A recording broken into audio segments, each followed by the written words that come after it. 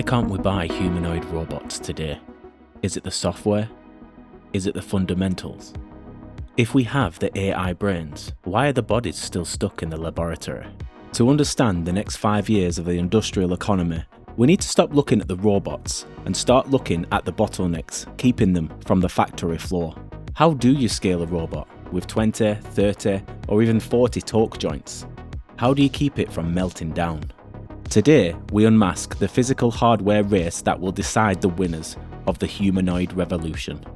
A humanoid is essentially a collection of high-torque actuators, the electric muscles that drive motion. A single robot needs 28 to 40 of these. Actuators are complex modules, combining frameless torque motors with precision strain wave harmonic gearing. These are incredibly hard and expensive to produce because they must be lightweight, ultra-precise, and durable enough to support human-scale loads. This engineering complexity is why joint modules can account for 50% of a robot's total bill of materials.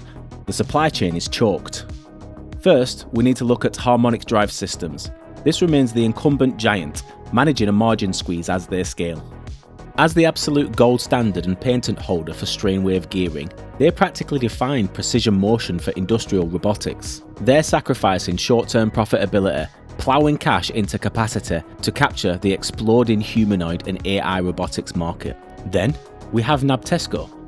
They provide the heavy-duty cycloid torque for major joints like hips and knees, acting as the industry's bedrock. Nabtesco commands over 60% of the heavy-duty speed reducer market across Asia, driven by an incredibly robust balance sheet and a high equity ratio above 55%. Because their complex manufacturing geometries create a high barrier for entry, they enjoy immense pricing power, which translates into reliable operational cash flows. Furthermore, they use non-robotic segments like railway brakes and automatic doors.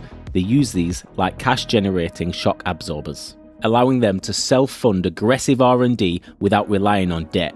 Then there's LeaderDrive, the rapid-scaling challenger from China, whose aggressive growth is forcing the entire industry to rethink its pricing strategy. And we also need to look at the thermals. 90% of a humanoid's energy converts to heat. It's like we're building mobile server racks. The winners here are specialists in thermal management, like Advanced Thermal Solutions and CoolIT Systems. We're also seeing innovation from Beam Global, with phase change materials that act as a passive thermal switch, and LG Energy Solutions, pioneering immersion cooling for battery packs. And then we move on to touch. You see, vision is easy, touch is hard. Until a robot feels the tension in a wire, it might as well be expensive furniture. The race is now on for MEMS-based tactile sensors, the next great hardware bottleneck. Companies like Bosch Sensortec are leading here, using MEMS technology to allow robots to distinguish between delicate objects like an egg and heavy metal, providing the pressure data that makes dexterous manipulation actually possible. So while the entire industry is in R&D hell, Tesla is doing something entirely different. They are building a manufacturing template. They've effectively detuned their robots for mass production, replacing bespoke sensors with FSD-derived vision systems they've already funded via their car fleet. You see, most of their competitors, they're hostage to their suppliers, but Tesla is becoming its own supply chain. They are betting that manufacturability is the feature.